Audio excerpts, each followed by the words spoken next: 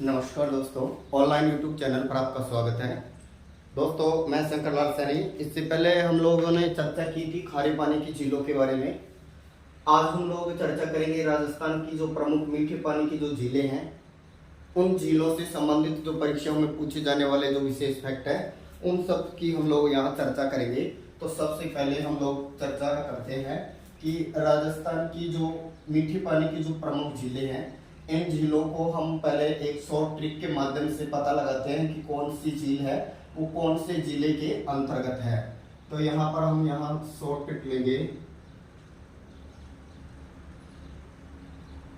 मौसी, अभी, जयरामा बाबू की, माँ की, चौपगन का उफान, पूज्य पिता बुआ को मात करारा है। तो इसके ट्रिक के अंतर्गत है हम सभी जो झीलें हैं मीठे पानी से संबंधित लगभग 35 जिले, इन सब झीलों के हमने फर्स्ट अक्षर उठाए हैं ताकि हमें पता रहे कि कौन सी झील है, उसका संबंध कौन सा जिला है। तो सबसे पहले नंबर 1 सबसे पहले है मोती झील। मो से बनाएंगे मोती झील, फिर सी से बना देंगे सीली सेड।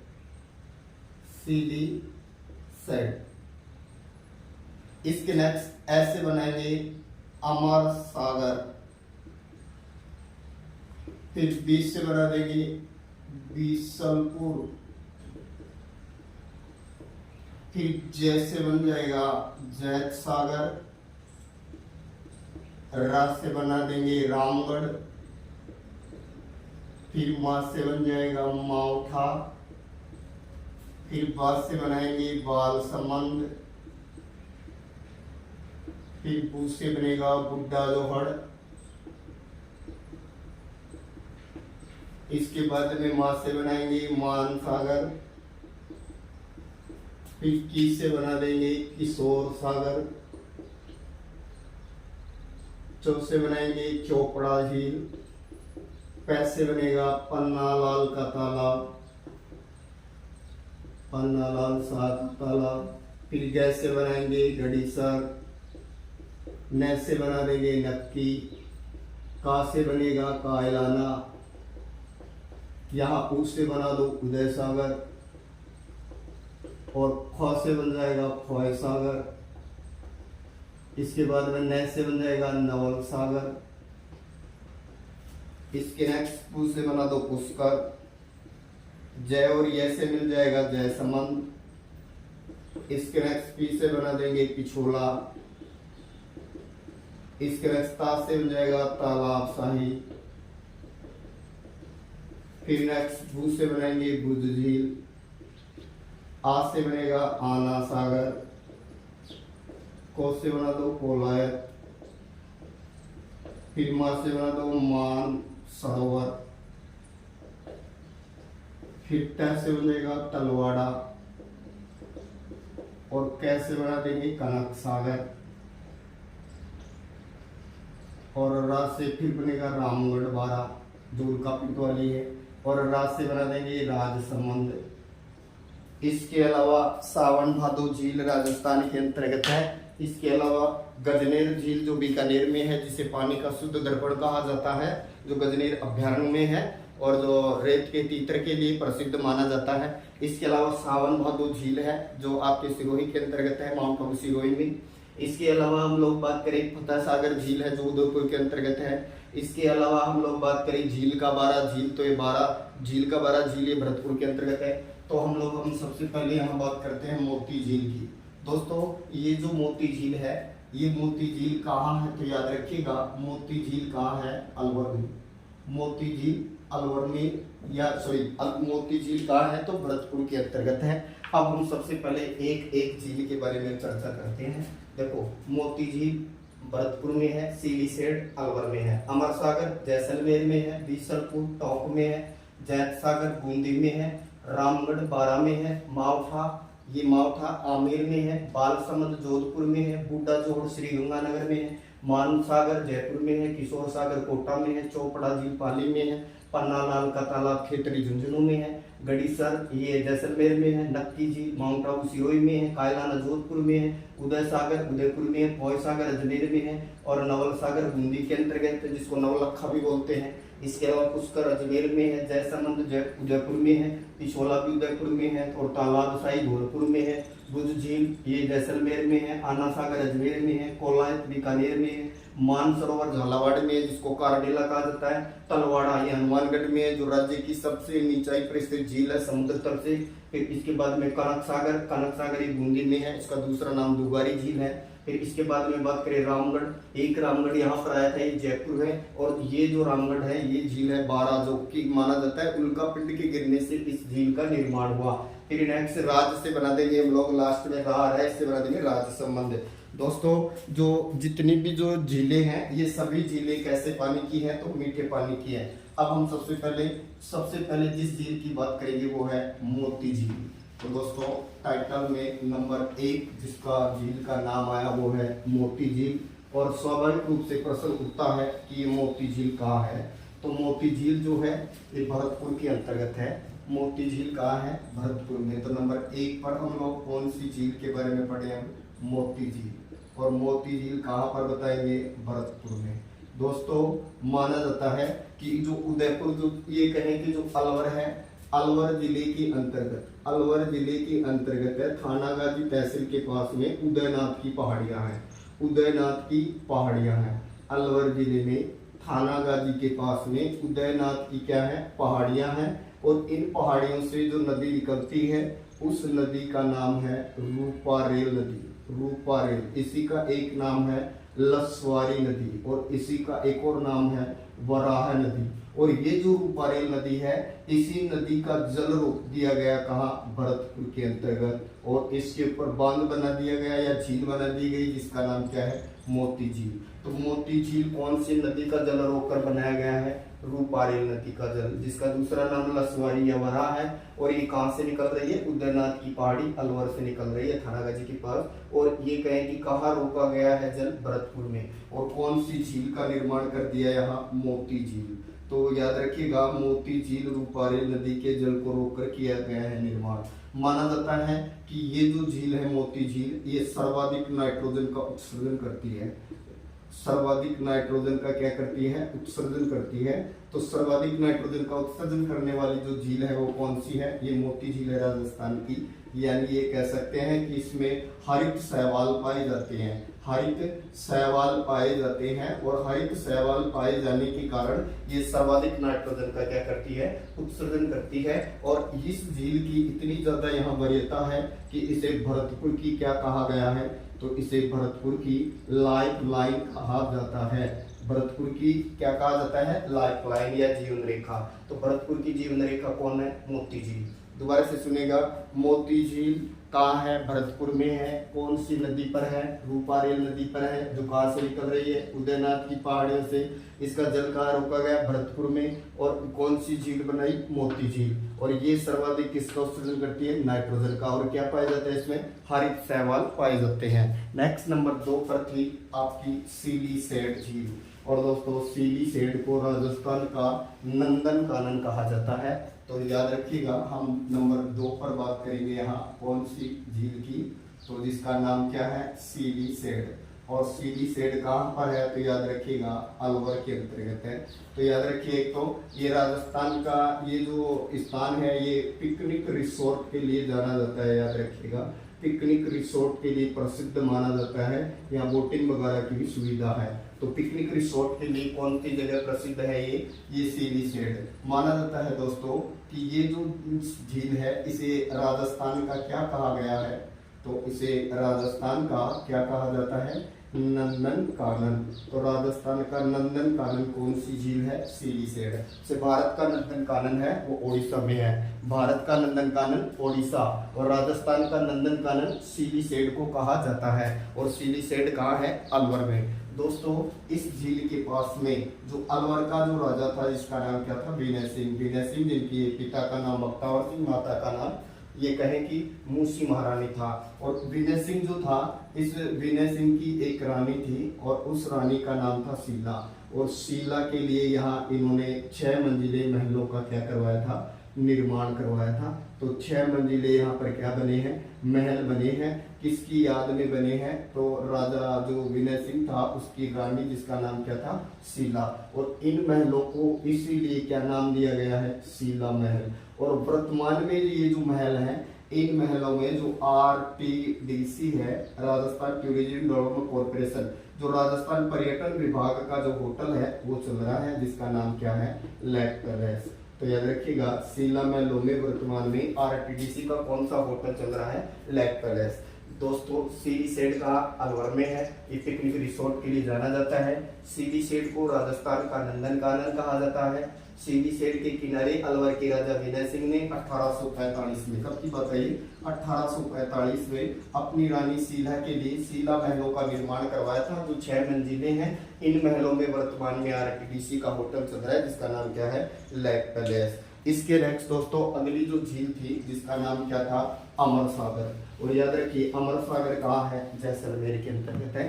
तो अगली नंबर तीसरी झील की हम लोग बात करें, जिसका नाम क्या आया, अमर सागर। और अमर सागर कहाँ पर बताएंगे, जैसलमेर के अंतर्गत है। और याद रखिएगा इस झील के किनारे ही राज्य का पहला पवन संयंत्र लगाया गया था। पहला पवन संयंत्र जिस झील के पास में लगाया गया, उस झील का नाम क्या है, तो वो झील है आपकी अमर सागर। ये वैसे ही है जैसे राजस्थान में जो बाप झील है जोधपुर में, वहां पहला कोयला संयंत्र लगाया गया था। उसी तरह याद रखिए राजस्थान का पहला जो पवन संयंत्र लगाया गया था, ये कौन से झील के पास लगाया गया था, अमर सागर। और अमर सागर कहाँ है, जैसलमेर के अंतर्गत है। दोस्तों हम सभी झील जो इस चैप्टर में पढ़ रहे हैं, इस मीठे पानी की झीलों के बारे में पढ़ रहे हैं। इसके बाद में नेक्स्ट आता है वो है आपका बीसलपुर झील। और याद रखिए राजस्थान का सबसे बड़ा पेयजल परियोजना बना हुआ है बीसलपुर, कहाँ बताएंगे, टॉप के अंतर्गत। दोस्तों बनास, ढाई और खारी तीनों नदियों का जो संगम है वहां पर ये बना हुआ है। याद रखिए राज्य की वर्तमान में ये सबसे बड़ी पेयजल परियोजना है।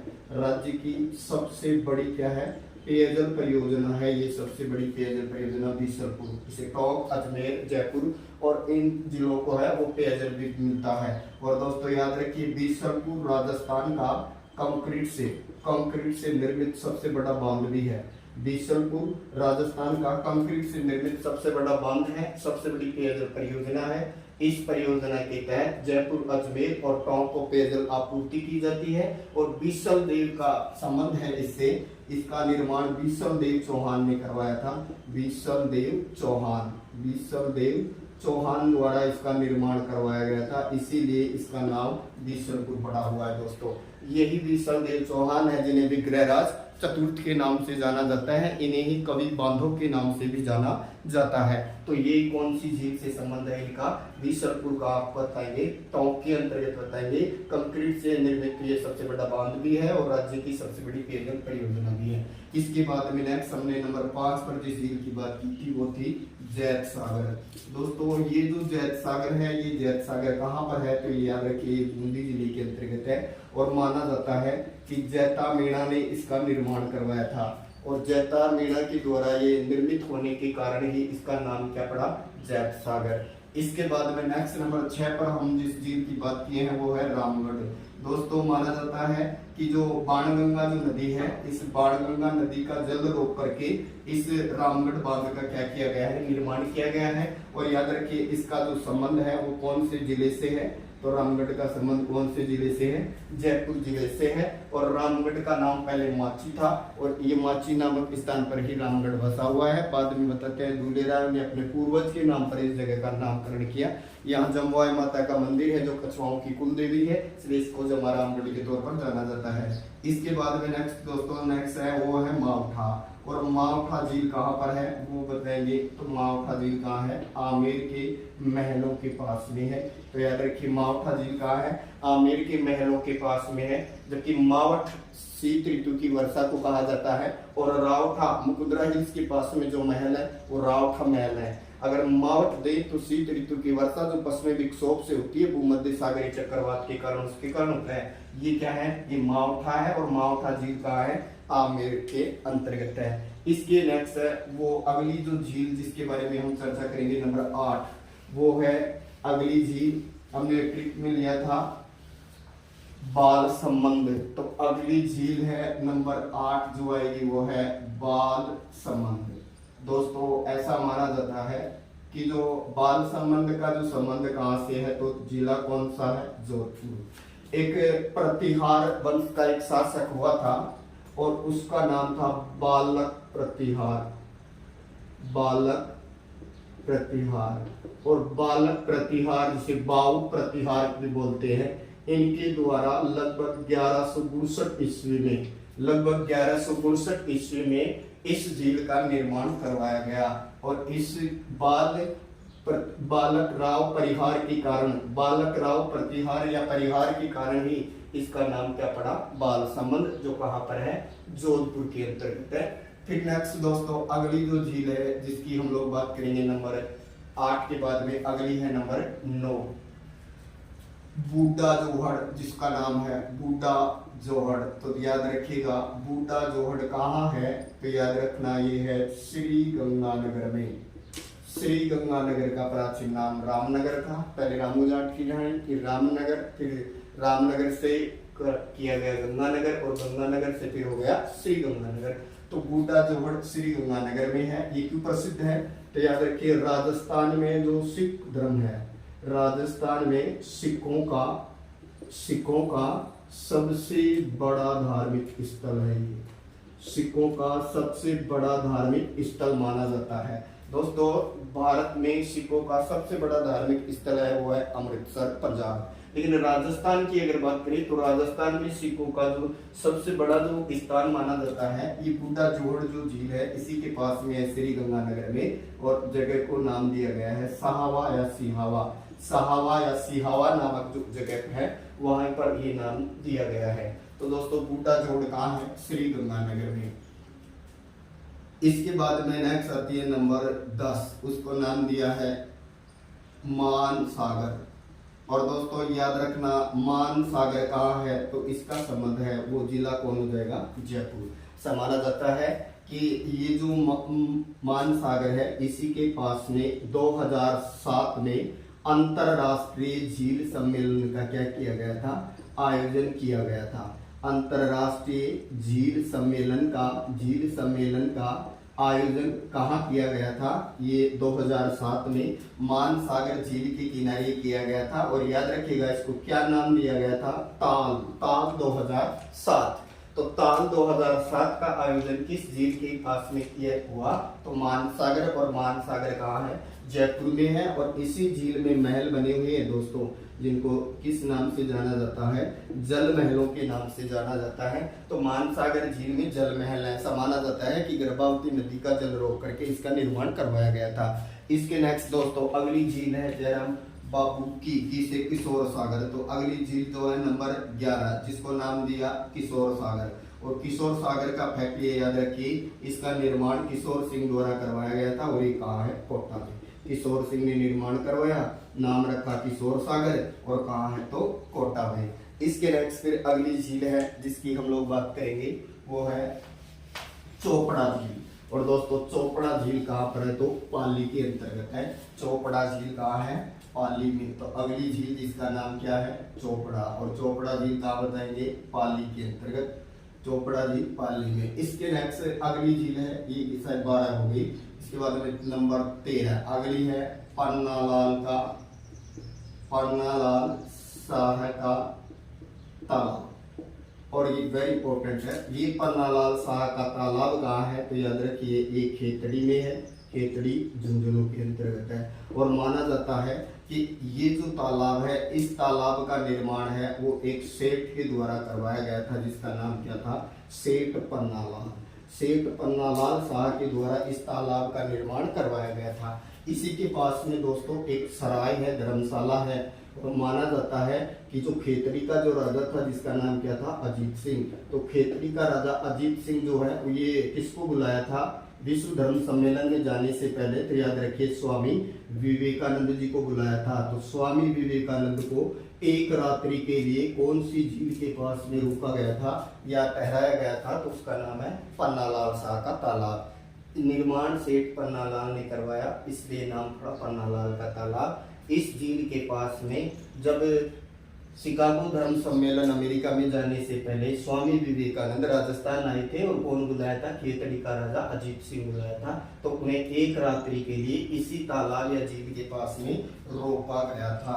इसके बाद में नेक्स्ट दोस्तों वो है कैसे गढ़ीसर, और ये जो गढ़ीसर है इसका दूसरा नाम है वो है गढ़सीसर।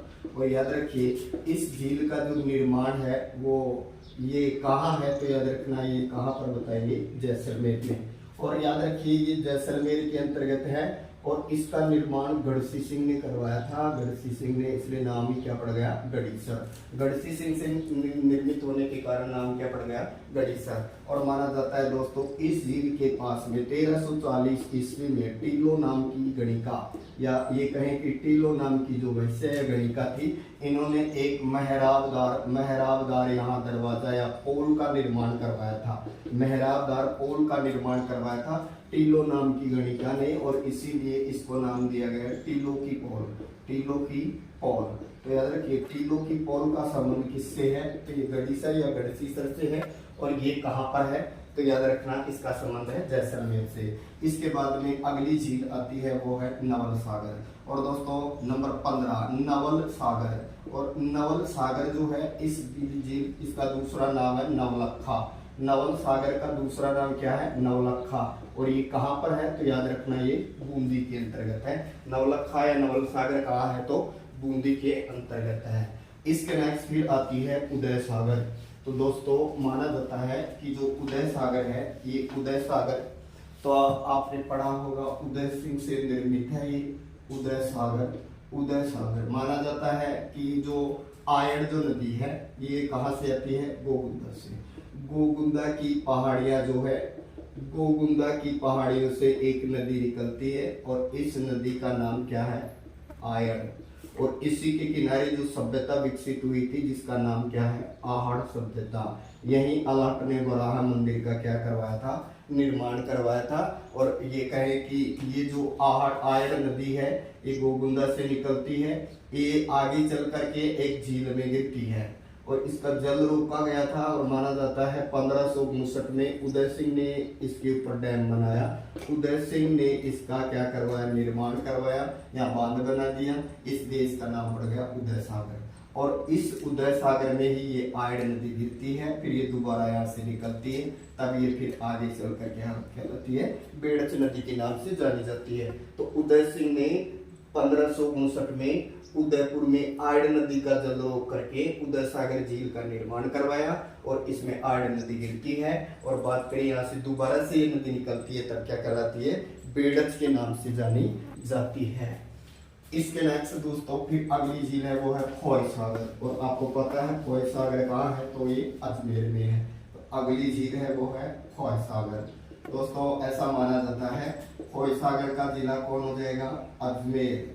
और एक अंग्रेज था जिसका नाम था खोय, और माना जाता है इस अंग्रेज खोय ने इसका नीम का पत्थर रखा था, इसलिए इसका नाम ही खोय सागर पड़ गया। और ये माना जाता है कि ये बांडी नदी का जल रोक करके और अकाल राहत कार्यों के दौरान इस झील का क्या करवाया गया, निर्माण करवाया गया। तो खोय सागर कहाँ है, अजमेर में है। और इसका इंजीनियर कौन था, एक अंग्रेज था जिसका नाम था खोय, इसलिए नाम पड़ा खोय सागर। किस नदी का जल रोककर बना है, तो ये बांडी नदी का जल रोक करके और इसका क्या करवाया गया है, निर्माण करवाया गया है। इसके बाद में फिर अगली झील है वो है नक्की। तो अब नंबर, चलिए दोस्तों अब नंबर की हम लोग भूल चुके हैं, तो यहाँ पर आ जाएंगे नक्की झील। दोस्तों ये जो नक्की झील है, ये नक्की झील है कहाँ, तो ये माउंट आबू। और माउंट आबू कहाँ, सिरोही के अंतर्गत है। हमारे भारत की कुछ प्रमुख झीलें हैं जो सर्दियों में जमती हैं, जिनमें ये भी एक प्रमुख है। नक्की है, डल झील है जो श्रीनगर वाली है, ये सर्दियों में जम जाती हैं। ऊंचाई के कारण ये नक्की झील जो है ये भी जम जाती है। तो पहला फैक्ट हो गया, ये राजस्थान की सर्वाधिक ऊंचाई पर है। तो राजस्थान की सबसे ऊंची झील कौन है? नक्की। जबकि सबसे नीचाई पर कौन झील है? तो याद रखिए इसका उत्तर होगा तलवाड़ा हनुमानगढ़, जिसको घग्गर नदी कहती है। तो नक्की जो है ये सबसे ऊंची है, इसीलिए ये क्या करती है, ये सर्दियों में क्या हो जाती है, जम जाती है। तो सर्दियों में जम जाती है कौन? नक्की। दोस्तों ऐसा माना जाता है नक्की भूगोलविद्ता तो मानते हैं ये क्रेटर झील है जो ज्वालामुखी के मुख पर बनी है, यानी विवर्तनी की झील के तौर पर ये क्रेटर झील है। जबकि जो लोकमत या किंवदंती है, लोकमत के अनुसार ऐसा माना जाता है कि देवताओं ने अपने नाखूनों से इसे खोदा था, और नाखूनों से खोदे जाने के कारण ही इसका नाम क्या पड़ गया? नक्की। तो देवताओं ने अपने नाखूनों से खोदा, इसलिए नाम क्या पड़ गया? नक्की। सर्दियों में जम जाती है, राजस्थान की सबसे ऊंची भी है, और एक और फैक्ट याद रखना, राजस्थान की सबसे गहरी भी है। तो कितनी गहरी मानी गई है? 33 मीटर के आसपास गहरी मानी गई है। इसी के पास में जो ये कहें कि इसी के अंतर्गत आरटीडीसी का होटल है जिसका नाम क्या है? Lake palace. तो लेक पैलेस जो होटल है वो कहाँ संचालित है? ये नक्की के पास भी है, इसके अलावा सीली साइड के पास भी है, राजस्थान की सबसे गहरी भी है। इसी के पास में एक चट्टान रॉक टॉन्ड है, रॉक टॉन्ड, टॉन्ड बोलते हैं मेंढक को। तो ये जो है मेंढक के आकार की चट्टान है, इसको नाम क्या दिया है? Rock toned. इसके अलावा एक तोते के आकार की है जिसको बोलते हैं parrot rock, parrot rock, parrot rock ये तोते के आकार की है। इसके अलावा माना जाता है यहाँ पर एक घूंघट निकाली स्त्री है, उसको बोला है नैन रॉक, नैन रॉक। तो नैन रॉक चट्टान ये ऐसा माना जाता है कि एक घूंघट निकाले स्त्री की तरह है, महिला की तरह है। इसके अलावा एक और यहाँ पर है नंदी रॉक, नंदी रॉक। और याद रखिएगा ये जो नंदी रॉक है ये बैल की आकृति की चट्टान है। इसके अलावा नक्की झील के पास में है ये हाथी गुफा है, हाथी गुफा, हाथी गुफा है यहाँ पर, हाथी गुफा है यहाँ पर, एक चंपा गुफा है, और एक और गुफा है यहाँ जिसका नाम क्या है? राम झरोखा। तो हाथी गुफा, चंपा गुफा, राम झरोखा गुफा, इनका संबंध भी कहाँ से है? नक्की से ही है। यहाँ सूर्यास्त का दृश्य बड़ा मनोरम लगता है, सूर्यास्त का दृश्य यानी सनसेट पॉइंट यहाँ पर बड़ा मस्त होता है। इसके अलावा बात करें यहाँ रघुनाथ जी का प्रसिद्ध मंदिर है, तो यहाँ पर याद रखना यहाँ किनका मंदिर है? तो ये यहाँ पर रघुनाथ जी का क्या है? प्रसिद्ध मंदिर भी है। तो यहाँ लिख सकते हैं रघुनाथ जी का मंदिर बना हुआ है, और ये यहाँ पर नंदी वगैरह की भी मूर्ति मिल जाती है। कहाँ? नक्की झील कहाँ पर है? माउंट आबू में। जम जाती है सर्दियों में, सबसे ज्यादा ऊंची है, सबसे ज्यादा गहरी है। क्रेटर झील मानते हैं भूगोलवेत्ता की ज्वालामुखी निर्मित है, जबकि लोकमत कहता है कि देवताओं ने नाखूनों से खोदी है। यहाँ पर सूर्यास्त का दृश्य मनोरम लगता है, और ये सर्वाधिक ऊंची मानी जाती है। इसके नेक्स्ट दोस्तों अगली झील है वो है कायलाना। और कायलाना कहाँ है? तो कायलाना कहाँ पर बताएंगे? जोधपुर में। तो अगली झील जिसका नाम क्या लिया है? कायलाना। दोस्तों ये कायलाना झील कहाँ पर है? जोधपुर में है, और जोधपुर का एक प्रधानमंत्री हुआ है जिसका नाम मिला है सर प्रताप सिंह। जोधपुर का प्रधानमंत्री जिसका नाम क्या था? सर प्रताप सिंह। उनके द्वारा इस झील को कौन सा रूप दिया गया? कृत्रिम रूप दिया गया। कौन सी झील को? कायलाना। इसी झील से Machia safari park, Machia safari park जो कृष्णमृग अभ्यारण्य के लिए प्रसिद्ध है, उसको क्या मिलता है?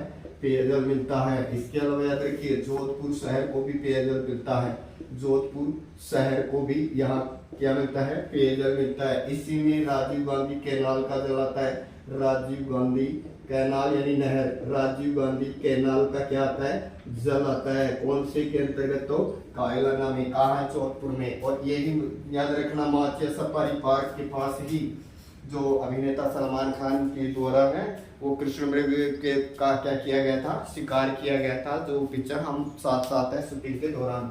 तो कायलाना कहाँ पर है? जोधपुर के अंतर्गत है। इसके नेक्स्ट दोस्तों इसकी अगली झील आती है कोलायत। अब याद रखना कोलायत कहाँ है? तो याद रखिए कोलायत कहाँ बताएंगे? बीकानेर में। दोस्तों कोलायत का संबंध एक प्राचीन ऋषि से है जिनका नाम है कपिल मुनि। कपिल मुनि का यहाँ पर क्या माना गया है? आश्रम। कपिल मुनि का आश्रम कहाँ है? कोलायत बीकानेर में है। और ऐसा माना जाता है कि कि रक्षाबंधन के दिन करणी माता का जो दत्तक पुत्र था लखन या लाखन, वो रक्षाबंधन के दिन ये डूब करके इसमें मर गया था। इसीलिए करणी माता का जो मेला लगता है उसके मेले के यहाँ जो कपिल मुनि का जो मेला लगता है इसमें चारण जाति वाले नहीं जाते हैं। तो कोलायत जो है ये बीकानेर के अंतर्गत है और बीकानेर के अंतर्गत है। कपिल मुनि का यहाँ आश्रम है और कपिल मुनि माने जाते हैं सांख्य दर्शन के प्रणेता। सांख्य दर्शन का प्रणेता कौन माना गया है? कपिल मुनि। और सांख्य दर्शन का प्रणेता कौन? कपिल मुनि। या इसका आश्रम कहाँ है? कपिल मुनि का आश्रम तो बीकानेर में है, कोलायत झील के पास में है। इसे मरुस्थल का सुंदर उद्यान कहा जाता है। मरुस्थल का सुंदर उद्यान कहा जाता है। कोलायत को मरुस्थल का क्या कहा जाता है? सुंदर उद्यान कहा जाता है। यहाँ कपिल मुनि का प्रसिद्ध मेला भी लगता है, जो कब लगता है? कार्तिक पूर्णिमा को। कार्तिक पूर्णिमा को यहाँ कपिल मुनि का प्रसिद्ध मेला लगता है और कार्तिक पूर्णिमा को यहाँ स्नान किया जाता है। और दोस्तों पुष्कर में भी कार्तिक पूर्णिमा को ही मेला लगता है, तो जो राजस्थान का सबसे रंगीन मेला माना जाता है। तो ये याद रखिएगा, कोलायत कहाँ? बीकानेर। दोस्तों बच गई झीलें हैं, इनको हम लोग अगले पार्ट में पढ़ेंगे क्योंकि जो ये है बहुत बड़ा हो जाएगा। Thank you.